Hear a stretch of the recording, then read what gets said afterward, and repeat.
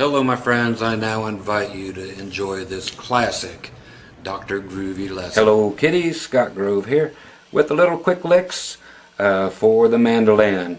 We'll be doing some straight G, C, D progressions today with just a little bit of some flavor with some licks thrown in on top of your rhythms, just to give your rhythms, you know, a little flavor, give them some movement. So let's not dawdle, and that's why we call them quick licks. We'll get right to them.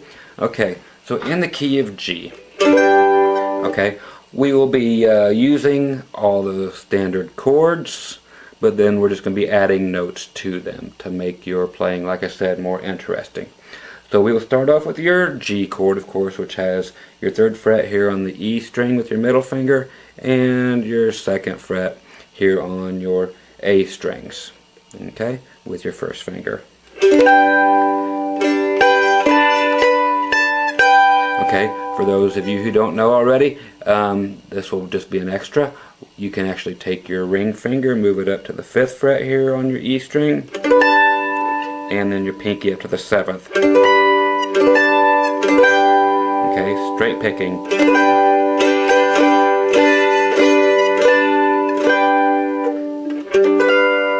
Okay, now we're going to go to what's called a G7.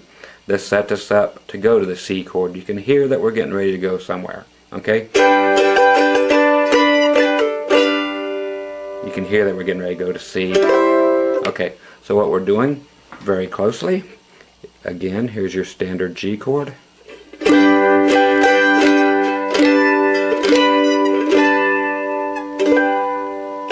Okay, so we're just going from the 5th to the 7th fret, nice and kind of far reaches, but as long as you have your 1st finger here at the 2nd fret on your A strings, it doesn't matter if it falls off of your E string. When you're stretching, you can even get rid of it if you want to make the stretches easier. Then we go to the G7. You have to restructure everything. You will now put your middle finger here on the 2nd fret of your A strings, and then on your E string we're actually going to an F note, which is your 1st fret. Again, we're hitting all 8 strings, okay, because it's straight rhythm.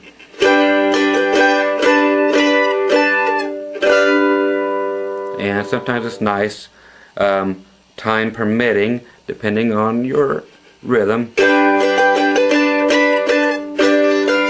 you might want to switch right into the G7 instead of coming back to the 3rd fret. So 5th, 7th, 5th, now right to our 7th chord, and then go straight to your 7 or your C. Okay. Of course, you can do the exact same thing for movement if you want. Okay.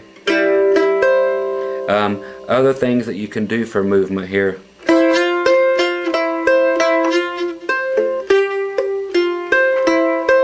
Okay, and I want to do these on when we get back to the G2.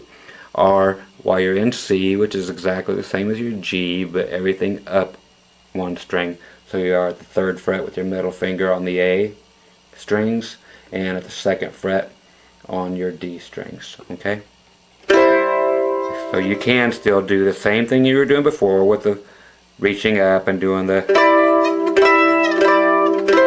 as far as notes for movement on your C or something else. I just wanted to pass it along because these are quick licks. I want to give you as many little licks as we can. That's taking your B note, which is on your, your E note, which is on your D string, going up 1 fret, or you can get one, whatever you want to do to make it happen so you can get it to the 3rd fret. I like to simply reach up with my ring finger, cram it right on in there, get to the 3rd fret there on your D strings. Okay, so we're going from the 2nd fret to the 3rd fret, 5th fret,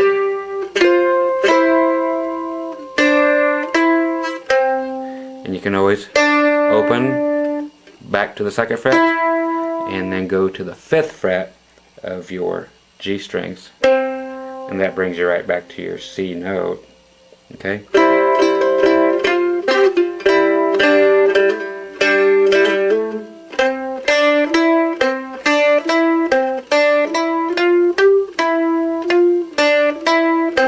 Okay, so you can do the same thing in G.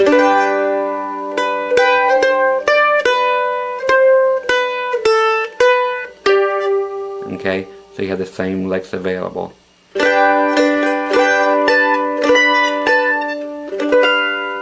To the C.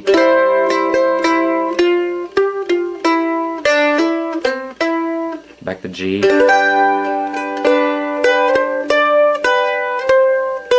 Okay, now I'm just messing around with the same notes that I was doing in C.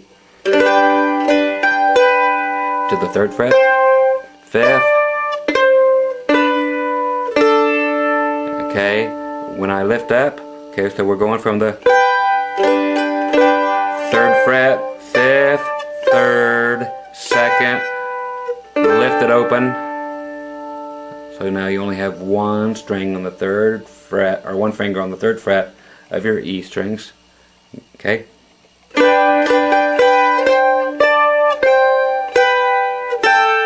That sets us up to go to our D chord.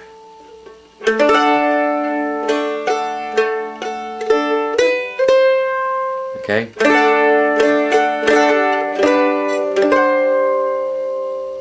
Okay, so that's a nice little sounding lick there. So you have your D chord, which is composed of simply 2nd fret on your E strings with your middle finger, and your 2nd fret also on your G strings with your 1st finger, all 8 strings.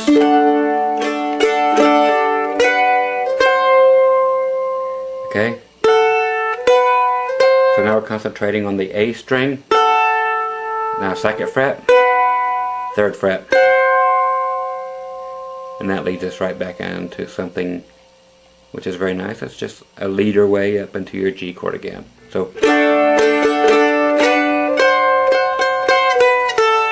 we can come back down, which sounds nice. So 3, 2, open.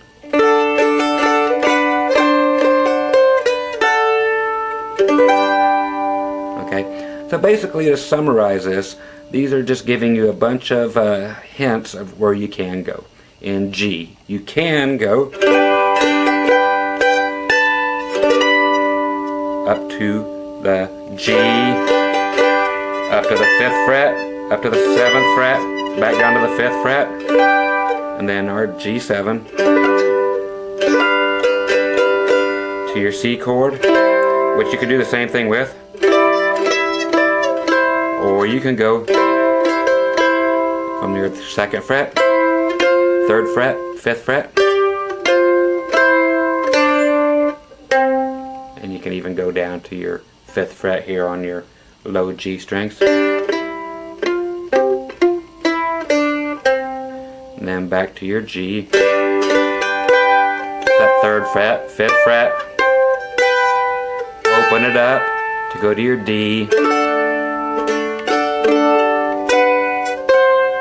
which sounds really nice. So D, then your open A string, 2nd fret, 3rd fret, then 3, 2, open, back to G. Okay, so just some nice sounding stuff. So again, just for fun.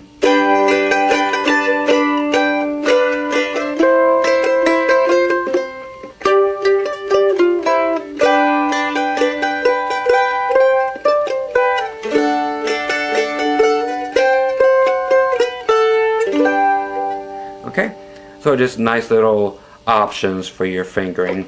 Then of course,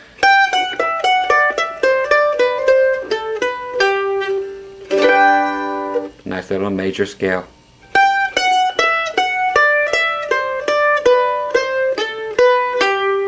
And if you ever want more of that kind of stuff, come and see me at the website, which is just on the link below. You can get some more free lessons, and I even teach you that scale in the free lessons there on the free lessons page, and you can go right to the left hand side on the website and you'll see where the mandolin lessons are. Pick up some great mandolin lessons and learn all kinds of fun stuff. So once again, Scott Grove of Groovy Music Lessons. Hope you enjoyed your little quick lick of the day on the mandolin, just messing around with some fun little options for your G, C, D patterns. Okay, talk to y'all soon on the next one. Bye bye.